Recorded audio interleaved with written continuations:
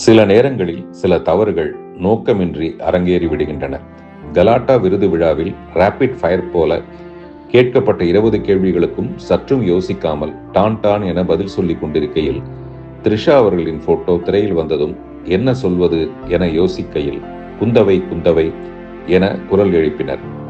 உடனே வார்த்தை ஜாலமாக மட்டுமே குந்தவையை வீட்டிலேயே குந்த வைக்கவும் பிரச்சனை வராமல் இருக்க என கூற அரங்கமே கைதட்டியது. பெரும்பாலும் விஜய் ரசிகர்கள்.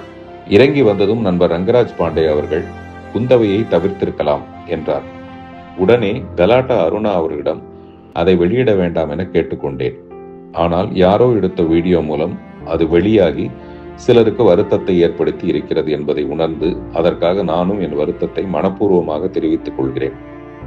பிரச்சனைகள் பெரிதாவதை என்றுமே நான் விரும்புவதில்லை. நான் கல்லூரிகளுக்கு செல்லும் போது கூட பெண் சுதந்திரம் பற்றியே பேசுகிறேன்.